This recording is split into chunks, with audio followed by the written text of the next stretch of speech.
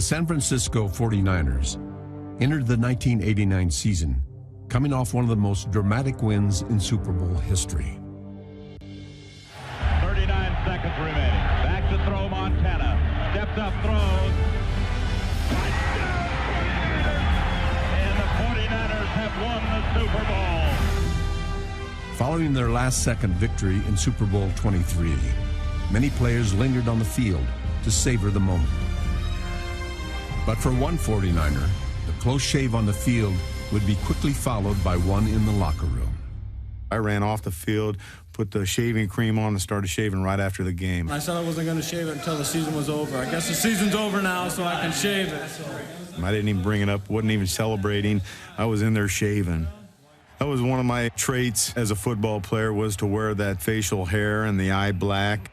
I was really trying to scare people, that tough guy mentality, attitude, and I wanted to be perceived that way, not only through my play, but my looks.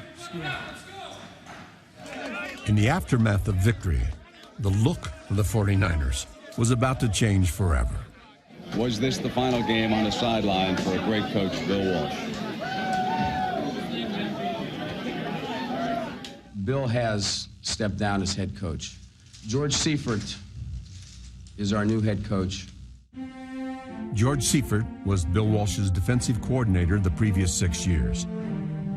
But his selection to succeed Walsh as head coach was by no means a sure thing. I was in the process of interviewing with a couple of other NFL teams.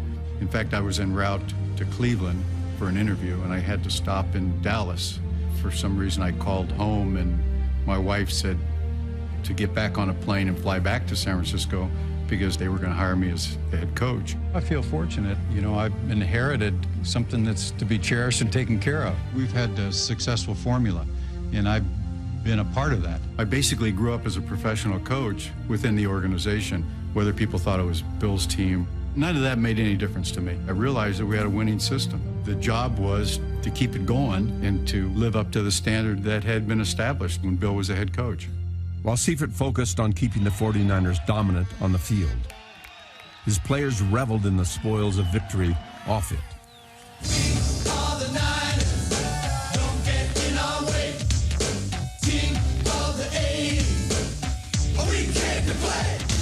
One of the players giving the champs a bad rap was star receiver Jerry Rice. When you win Super Bowls, you always try to come up with something that's going to separate you from those who have won before you. So we came up with this rap video. I move so fast, I'll give you a buzz. You be thinking that you're next to me. Thought you was, cuz. We really didn't have any rappers. We didn't have any talent in the group. We're unstoppable, remarkable, more famous than Cosby and the Huxtables. Pretty much, you know, we just embarrass ourselves. I'm going to leave it at that.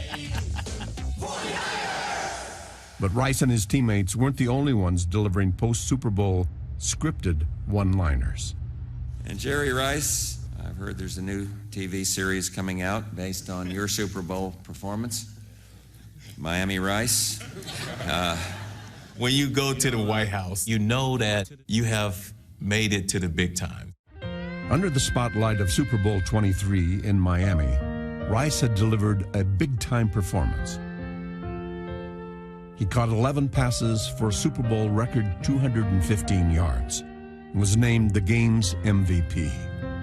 You know, I cherish this for the rest of my life, and maybe next year I'll get a chance to come back again. Repeating as champion was the expectation facing Seifert in his first year as head coach. Fortunately, he inherited a veteran team returning 20 of 22 starters and chose to let them take center stage. He liked to be behind the scenes. You know, let the product speak for itself as opposed to the head coach. There was an energy that was created by that. Everybody has a part in it. Do whatever it takes to win. Whatever it takes. Right from the get-go, they wanted to demonstrate to the world that they were as instrumental as anybody else in winning previous championships. And when you get players on your team feeling that way, then you're going to have a good club.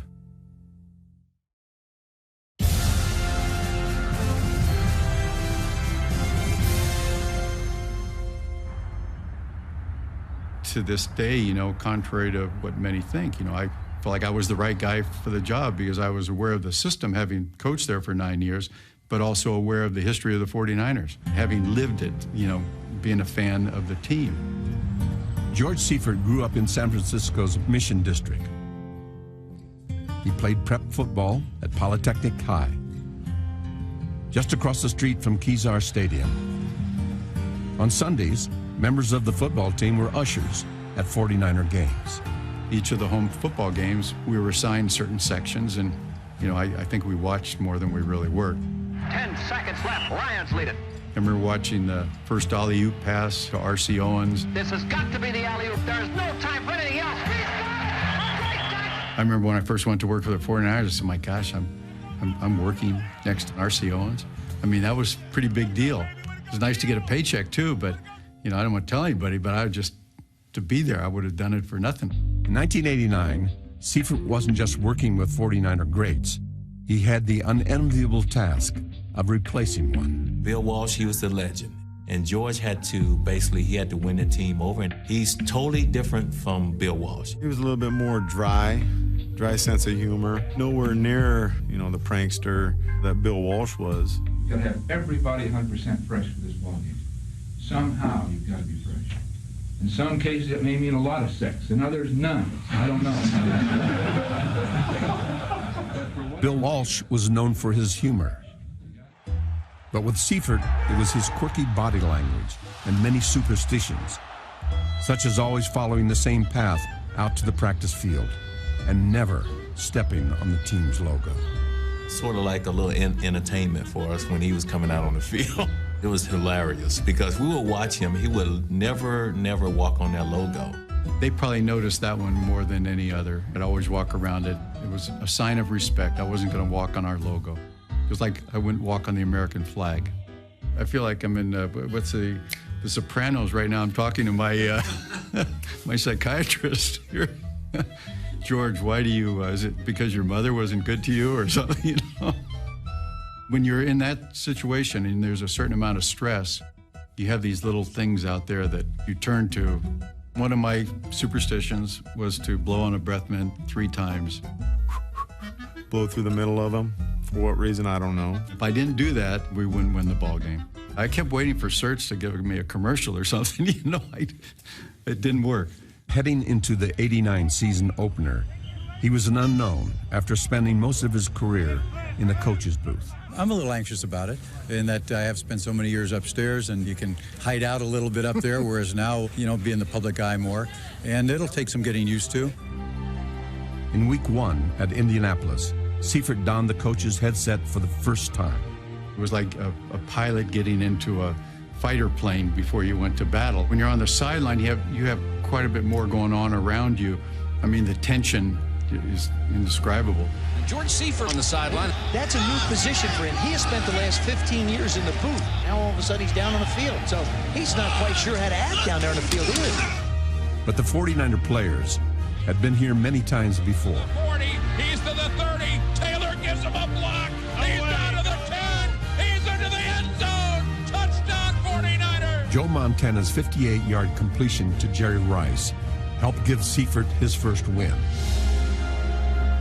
The only thing Montana failed to give his new coach in '89 was a nickname. George, we didn't have a name for him. The rest of the team was not so fortunate. Joe Montana's a guy that names everybody. Throughout my career, everybody noted me as Woody. One Woody caught. Joe thought I looked like the character on Cheers, the bartender, Woody Harrelson, and that kind of stuck. Worse than Woody was the name Montana tried to pin on Jerry Rice. They called him Fifi one year. If you go back to '87, you look at his haircut, he looked like a poodle. I swear to God, Fifi. I had this hairstyle that was very unique, and they started calling me Fifi. I was a little pissed off about it at first, but then I was like, okay, just let these guys, you know, have their fun, because whenever you get defensive, they feel like they got you. You have to just play along with it, and hopefully it dies out, and it did. One nickname that survives to this day is the one the players gave to Montana. Bird legs. Bird legs. He had no legs, no calves or anything, so we always gave him a hard time. Well, he's got funny legs for a quarterback, doesn't he? The last time I saw legs like that, they were hanging out of a nest. 34 years to get this development. But I'll tell you what, those bird legs got him out of a lot of trouble. Just 45 seconds to play in the game. Niners still trail by 3. On his hip, Montana to the end zone. Touchdown 49ers. He brings it in himself.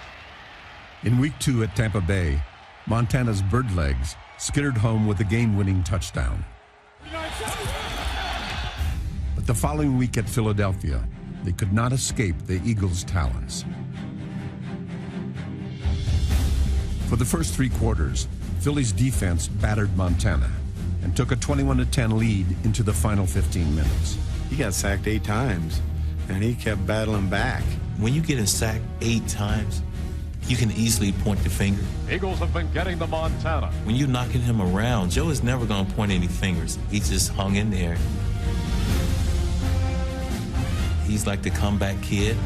He's Joe Cool.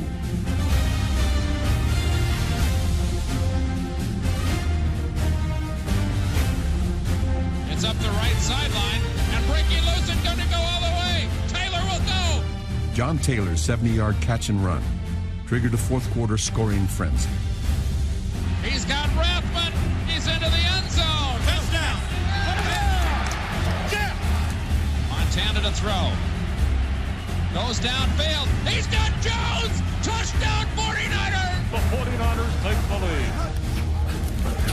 lead. Montana would cap the comeback by hitting Jerry Rice for his 4th touchdown pass of the quarter. End zone. Rice has got it. Touchdown 49ers. Joe had done that so many times. He had the uncanny ability to be so cool under pressure, as everybody's talked about for years. He was a surgeon in pressure situations. Jim, you're all right.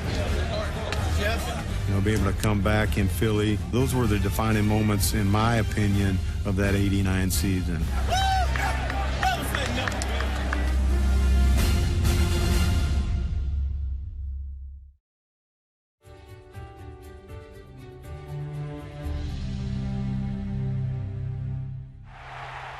After 3 straight wins on the road, the 49ers appeared headed toward another victory in their home opener. Nursing a late 2-point lead, they called on Tom Rathman to run out the clock.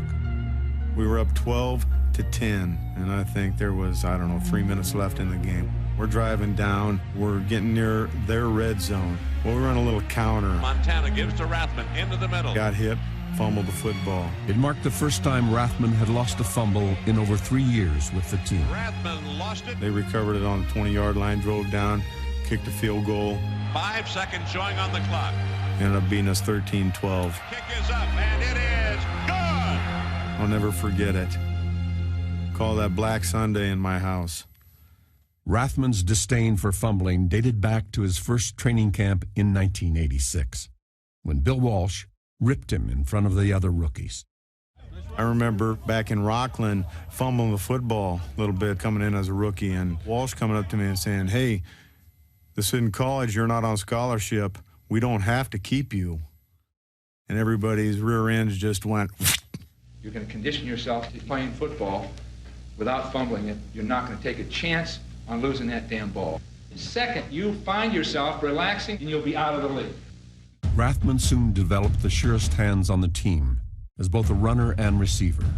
It became Walsh's most versatile weapon. Tacklers again.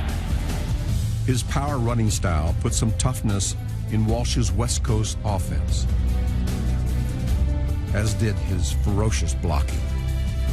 You don't want to be known as a finesse football team. I'm blue collar myself. The way I like to hit guys was square them up, take them right down here. That's the first thing that makes contact right there, your forehead. That's what it's all about, taking them right down the middle and getting that pinched nerve where, ah! That's what it's all about right there. In week 5, following the loss to the Rams, Rathman took out his frustrations on the Saints.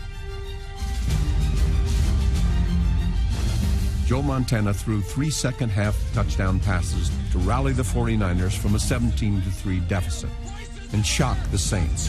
49ers! But a bigger shock awaited them at home. We have reports of major power outages in San Francisco and reports throughout the Bay Area. The reason, if you do not know by now, was a major earthquake. We do not have a Richter scale reading on that yet. I think it was October 17th. I actually was walking through Candlestick's parking lot going to Game 3 of the World Series. Well, all of a sudden, I'm talking the ground moves 6 inches one way, 6 inches the other way. Ladies and gentlemen, we are postponing the game because there's no power in the stadium. I mean, it was chaos. I was on my way to dinner. I was taking my family out. We were in the car, and the car just started shaking, and I'm thinking, okay, I have a flat tire. So I pulled over to the side, and that's when I noticed something had just happened. Where my office was upstairs, there was a bathroom and shower. And I had just gotten out of the shower, facing the mirror with a towel around me, and all of a sudden the whole building started going. Being a native San Franciscan, I realized what we were going through. So I made a beeline for the door that went out to the deck outside of my office. And I was just about ready to jump over the side. The towel in my body, that was it. And then I felt it kind of subside a little bit. Prepare yourselves! Store water in your bathtub! What we went through was minuscule compared to what certain areas did. 5 days after the earthquake, the 49ers played their next game at Stanford Stadium because of structural damage to Candlestick Park. Steve Young relieved an injured Joe Montana and led the 49ers to an emotional victory. Rice has got it! It's going to go all the way! We wanted to go back out there and try to take some of that pain away. If we could just bring a smile just for a couple hours, you know, we felt like we did our job. Tom Rathman enjoyed the best pass-catching day of his career. Me in particular, I loved the place. I caught 11 balls for like 103 yards and, you know, got the game ball, and we ended up winning the game. I was the game captain that week, so it was a special day for myself. It was also a special day for Young, who threw 3 touchdown passes and stirred a quarterback controversy after the game. Obviously, Joe's been spectacular, and I realize that.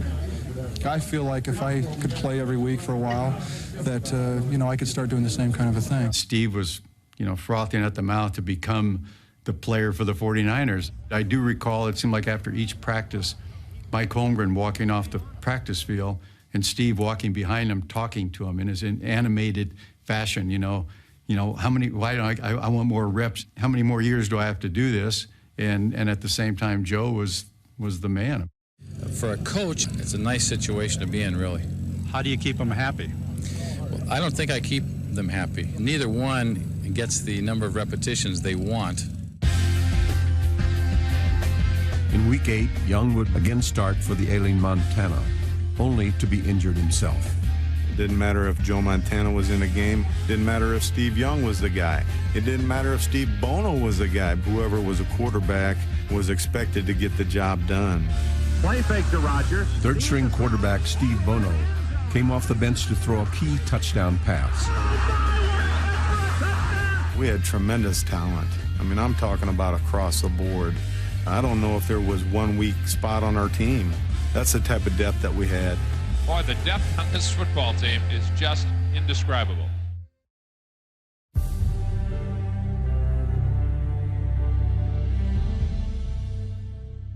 This is for you. From his earliest days with the team, George Seifert enjoyed a special bond with his defensive players, especially at Christmas when they presented him with an annual gag gift.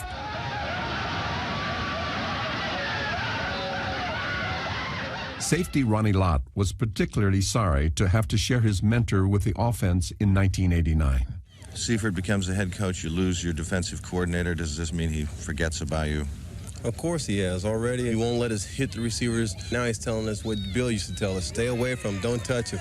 It's a little demeaning to see a guy like that change so fast, you know? I'm a little upset that he's really taking that attitude. We're the players on the team. We're the ones responsible. You can't just always say the coach has got to make me do this or make me do that. This was an attitude that Ronnie Lott demonstrated probably more than anybody. We all got to stick together in this. There was something special about him that his spirit kind of permeated through the rest of the club. Oh, my goodness.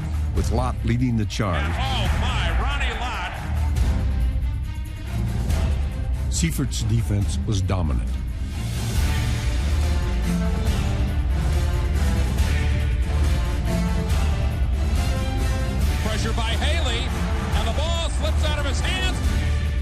late personnel moves helped. In week 2, the 49ers signed Matt Millen, who was cut by the Raiders in training camp. Though he once bled silver and black, Millen would pump new life into the 49ers defense. Heck, I would never have thought I'd have played for this team. But then I never thought of playing with any other team other than the Raiders, so surprise, surprise. We've seen this time and again where a player might be at the end of his line with a certain club, he goes to the next club and he has a great year. Well, that's what happened with Matt. Matt played really well for us. Matt Millen brought a little of that old Raider mentality to the 49ers, added his own type of sizzle. It was a change from the environment he was used to as a player. I think he really enjoyed our environment. He thrived on it. Millen says he feels like he's gone into the land of Oz since he came to the 49ers. Millen wasn't the only waiver wire pickup to find new life by the Bay. In week 11, the 49ers signed nose tackle Jim Burt, a career New York Giant who almost ended Joe Montana's career 3 seasons earlier. He was the guy that had knocked Joe for a loop a couple of years before that. And Montana's hurt. He was kind of one of the bad guys, and now he was on our team. I'm just kind of like in a twilight zone, being here and being on their team. He had a lot of fun with it, and he and Joe would hit it off. That do it, guys? You gotta do it when I'm not looking, Joe. You telegraphed it, babe. But Millen and Burt made their presence felt in a Monday night game against Burt's former team, the New York Giants. Early in the game, Burt exacted a measure of revenge on his former team. Stripped by Burt. It's a live ball. San Francisco has it. Millen played his best game of the season. Matt Millen comes charging through, makes the tackle. He's a pleasant addition to this 49ers squad. The New York Giants, that was a team that everybody disliked. You know, they played slobber knock football. I think West Coast was thought of more finesse, soft. We felt like we were tougher than that. And the only way to prove that was knocking guys in the mouth ourselves. It was an emotional ball game. When there's 2 teams that have been champions here in the last few years, it was a hell of an emotional battle.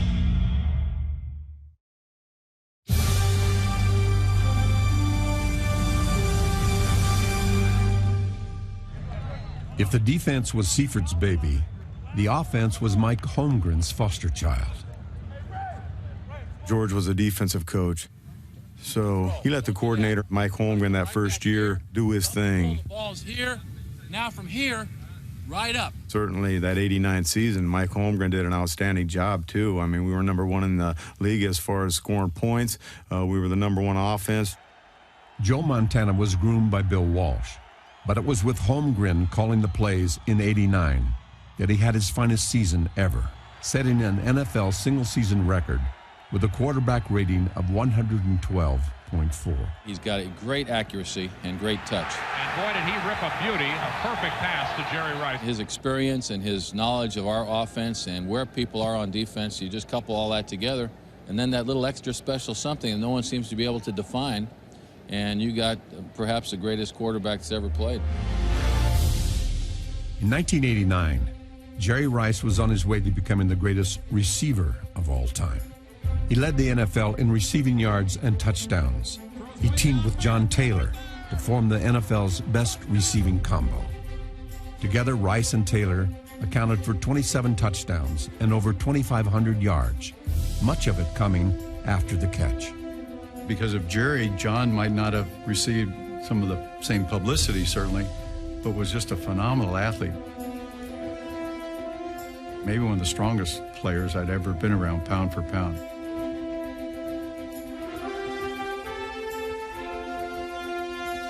In 1989, Rice and Taylor were particularly lethal on a pattern called quick slant.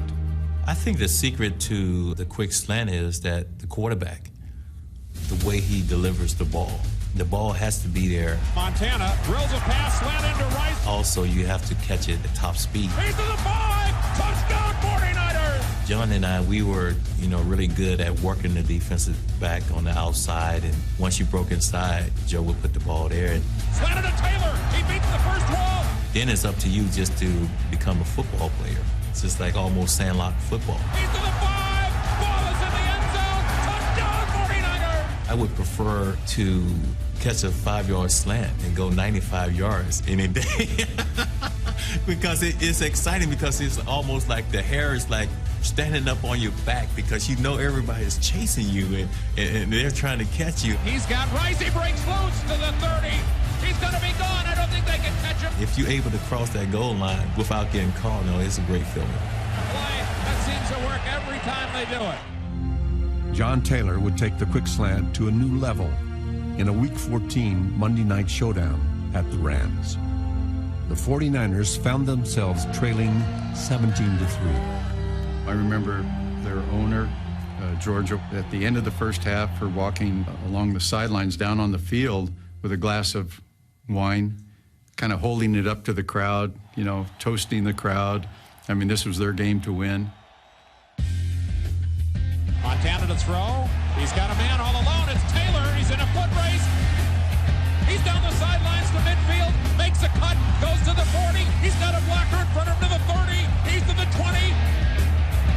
Cuts it again. Still has a defender. Goes into the end zone. 92-yard touchdown pass. It was exciting to see. He was able to do that twice on a Monday night, and I think it just showed that he could have went anywhere else and he would have been the focus. Joe, a slant into Taylor. Taylor breaks the tackle, cuts across the middle, breaks another to the 30. If you look at them, there were guys rallying down the football field, and that's what we prided ourselves on. If we didn't have the football, we were getting ourselves in a position to make a block to allow the guy to go the distance. John Taylor, another spectacular touchdown of 95 yards. Both those plays were just 5-yard slant passes. So the Niners go unbeaten on the road this season. They have clinched the NFC West. When the game was over, I had my headset on, and I was in such a daze as to what had gone on. I started just running off the field, and I still had my headset on. Seifert was so excited he was trying to walk off the field with that headset. I mean, that would have to be a long cord. They were laughing and grabbing me and trying to get the headset because I was just oblivious. They could have stuck knives in me. I probably wouldn't have felt it. So the road to the Super Bowl will have to go through San Francisco. The 49ers finished the regular season 14-2.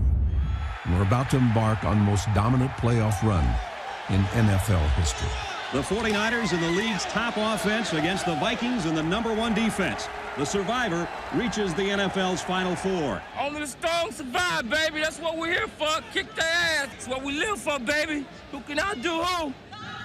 The #1 ranked Viking defense registered 71 sacks in 1989, one shy of the NFL record. Against the 49ers, they came up empty. Goes across the middle. It is complete to Rice. Rice to the 45. He's to the 50. He breaks through. Jerry Rice took Joe Montana's third pass 72 yards for a score.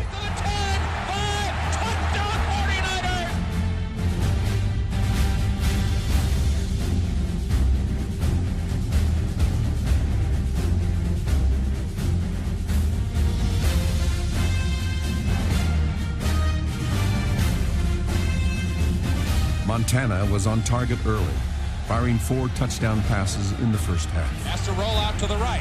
Looking to throw. Can't find anybody. Goes for the end zone. Jones! Touchdown! Rolling to the right. Throws to the end zone. It's caught for a touchdown. 49ers, John Taylor.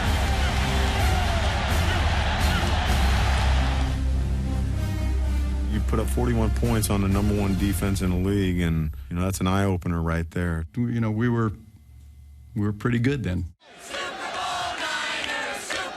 We have the Los Angeles Rams and the 49ers going at it. They vie today for the right to go to the Super Bowl in New Orleans. 3 and out, baby. 3 and out. In the NFC Championship against the Rams, Seifert's defense led the way. Megan, we're all over Everett. The 49er entire defensive wall was in his face. And Everett is hit just as he throws the ball. Knocked him down as he released. Here's Everett dropping back, this time really under pressure. Had to throw that one kind of backpedaling and off his heels. Now they own this ball game right now because the Rams are just almost conceding physically. Everett steps back. Now he goes down without even being touched. Boy, is he hearing footsteps. Haley and Roberts were there, but they never touched him. He just ate the ground. Yeah, hit the deck. The offensive game plan called for the NFL's best receiver to become a blocker.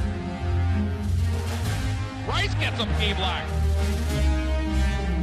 Just physically dominating the Rams. Every block they throw is knocking people down. They're tackling harder, blocking harder. There's something about this team that in playoff games does raise it up. The so-called finesse 49ers were dominating the NFC Championship with power football. Rathman out to the 30, and he runs over Jerry Gray. The play of Joe Montana bordered on the divine. All seeing, all knowing. Montana just knows where everybody's got to get into the end zone. He does! It's a touchdown to John Taylor! Oh my, what a pass completion! He hasn't thrown a ball harder than that all year. Montana's day, 26 of 30, 262 yards, 2 touchdowns. And the celebrating begins. The San Francisco 49ers are going to their second consecutive Super Bowl. You can start heating up the gumbo. Yeah, gumbo, here we come to New Orleans. New Orleans, we coming, baby. Only the 3rd coach in history to go to the Super Bowl his first year as a head coach. Don McCafferty with Baltimore, Red Miller with Denver were the other 2. In the quest for a 4th championship, the superstitious Seifert had become his owner's 4-leaf clover. I know you're highly superstitious. Did you have any kind of good luck charms hanging around here today? George. he was the best luck charm I could have.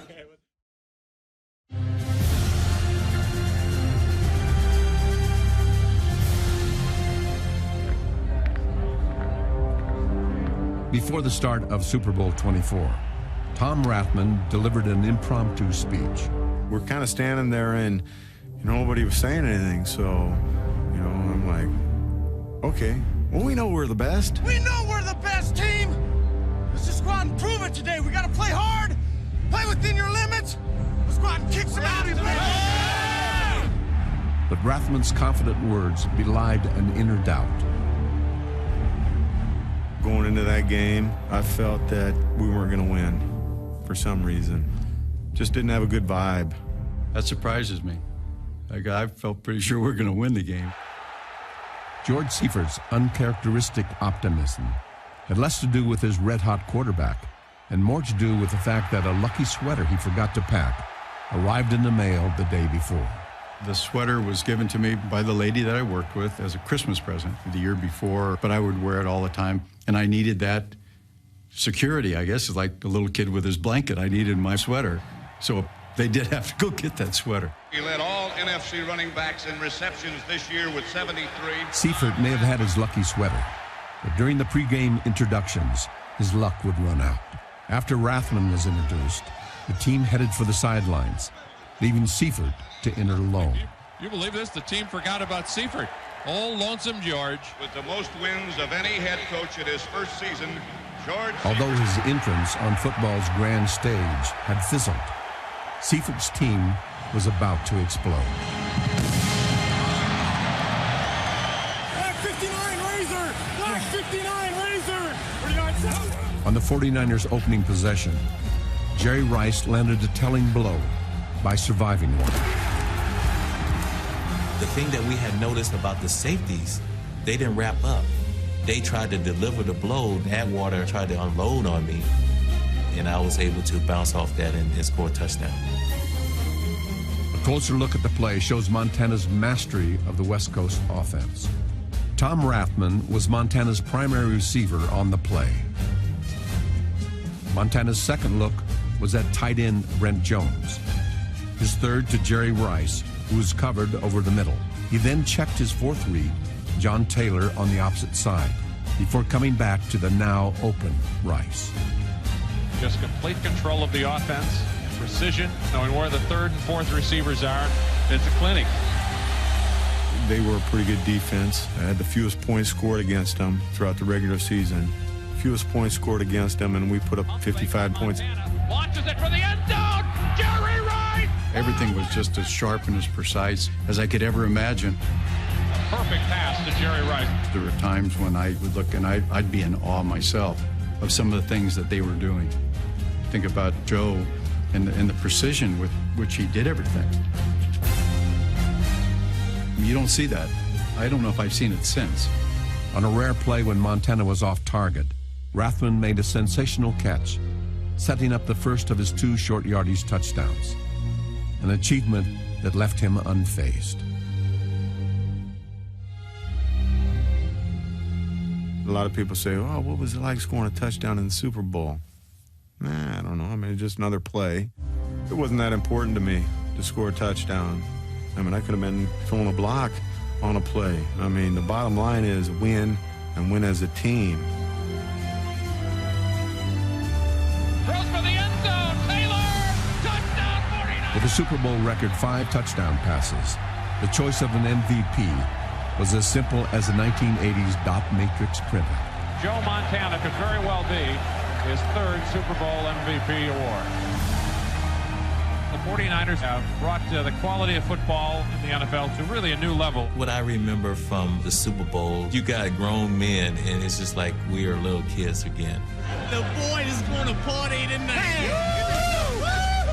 You have macho guys, and all of a sudden, we able to just show our emotions like that. You know, you see the tears, and you see everybody just hugging each other, and you see the coaches, and you see the owner just running around like a little kid. Damn you. Congratulations for everything. That's something I'll never forget. Thank you. Very much. Thank you. I'll tell you what, I'm happy. For George Seifert, the final minutes of Super Bowl 24 would also leave some indelible images. It's vivid in my mind. You know, towards the end of the game, Don Griffin and Tim McKay are standing back to back, yelling, you know, back to back. Back to back. Number one. And then I'll never forget looking at Roger Craig and Roger saying, yeah, 3-peat. We ought to 3-peat. 3-peat. 3-peat. Go for the 3-peat. And I'm thinking as a coach, you got to be kidding me. We had just gone through this season and we won this Super Bowl, and now he's already talking about next year in 3-peat. We're not even satisfied. We want to get 3. That's right. I got enough pressure to deal with.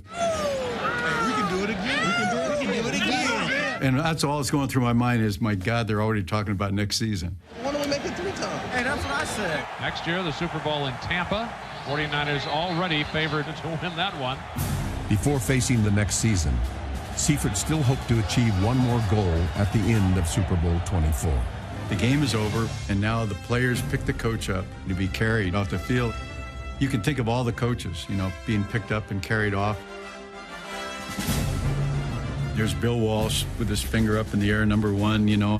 I'm standing there and I'm thinking, you know, here comes my moment of glory through this whole deal. You know, finally, after this tough season, I'm going to get carried off the field, and I'll have these pictures that my kids can see forever. And I even put myself in position, ready to be carried. Young kneels down again, that's it. I'm kind of standing around, you know, waiting, you know, who's going to pick me up, you know, and everybody just kind of ran off the field, you know. And it's over. San Francisco 55 and the Denver Broncos 10. Well, Lonesome George, you know, to this day.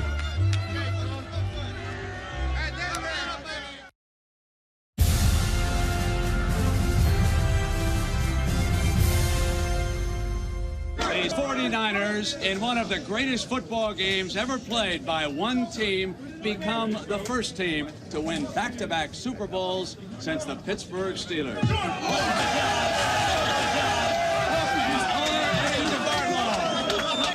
Thank you to a man that came in a situation that wasn't exactly easy, and he is your coach.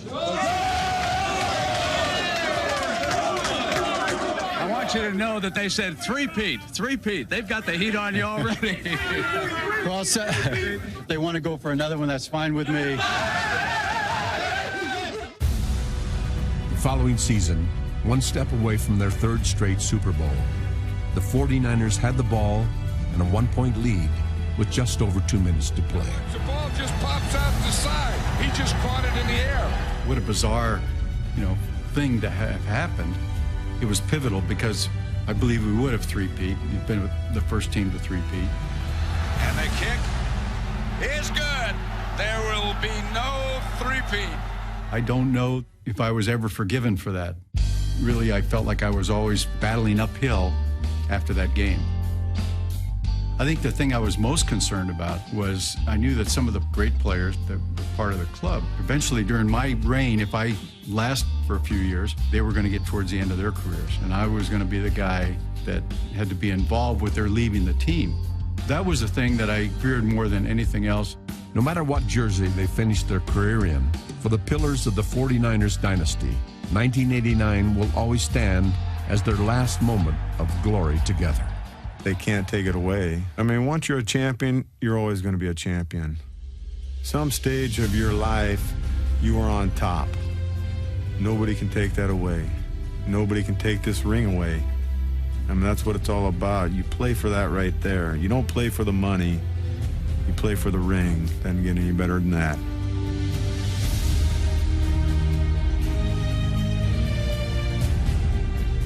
The '89 season, it was just like it was yesterday. It was really special. We had teams beat before they stepped on the field. It's something you'll never forget. Jerry Rice continues to set records. Jerry, the class act. From legendary athlete to gentleman dancer, he's won the heart of the audience, if not the judges. But when will he get the respect he craves?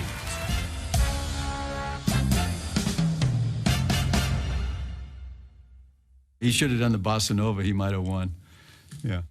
Super Bowl 29 has come to a completion.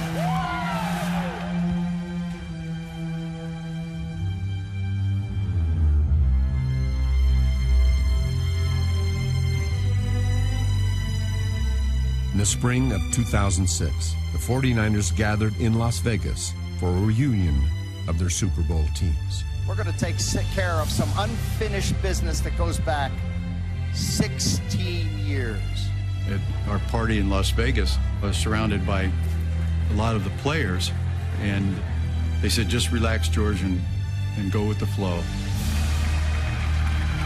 16 years later. The next thing I knew, I was hoisted up, and they were carrying me throughout the ballroom where we were having our party, and we were on tuxedos and all. And I felt kind of foolish in a way. I was, doing the victory sign and going through the whole, but I figured, what the heck? Many of those people, I'll never see them again. And to be there and have all of those great teams and great players together, to be part of that, in many ways, it's more special to me.